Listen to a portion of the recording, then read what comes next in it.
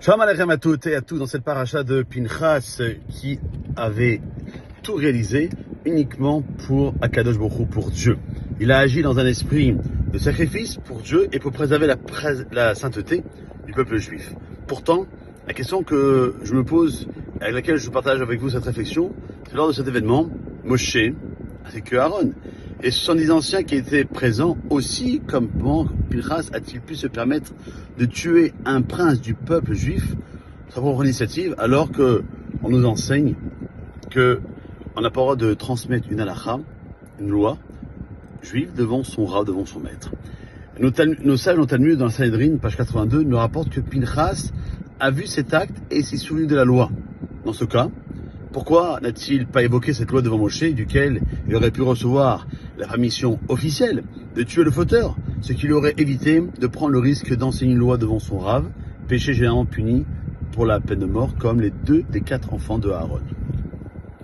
Les mots de nos sages peuvent être expliqués de la façon suivante. Que Pinchas, il a vu cet acte, en l'occurrence celui de Adam, et il s'est souvenu de la loi.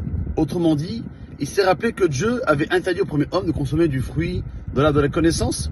Or, ce dernier pensait qu'il était apte à en manger, car son intelligence lui avait permis de comprendre que s'il en mangeait, il pourrait mieux servir le Créateur. En d'autres termes, Adam Arishon a été gagné par un certain orgueil, déplacé, car ça ne correspondait pas à l'ordre divin. Et c'est ce qui lui a conduit à la faute. En effet, au lieu de considérer la volonté de Dieu et ses misotes, il n'a pas tenu compte uniquement de son propre intérêt. Comment agrandir sa gloire? Serait-ce au prix de transgresser l'ordre divin, le seul qu'il a reçu? Ce comportement était imputé au fait qu'Adam ne détenait pas le mérite des pères. Façonné par Dieu lui-même, il se croyait tout permis. C'est pourquoi il en est venu à fauter. Et ceci a mis en exergue la vertu du mérite de nos ancêtres, Abraham, Isaac et Yaakov.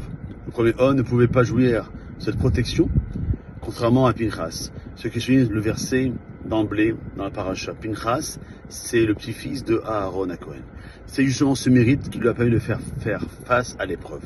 Au moment où Pinchas a ressenti le grand danger qui menaçait le peuple juif, à cause de la faute du prince de la tribu de Shimon, Zimri, il a compris qu'il n'avait pas une minute à perdre pour prendre conseil auprès de Moshe et attendre qu'il dise la loi s'appliquant à ce cas.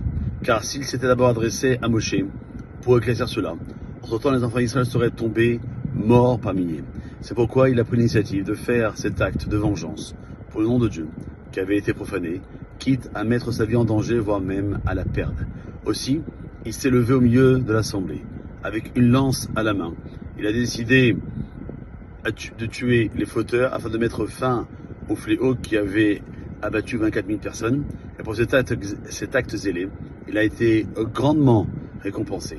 Il a eu seulement une longue vie, mais il a mérité également la Keuna, la prêtrise pour lui et ses descendants. Outre la bénédiction de Dieu qui lui a dit « Je te donnerai Beriti Shalom », l'alliance de la paix.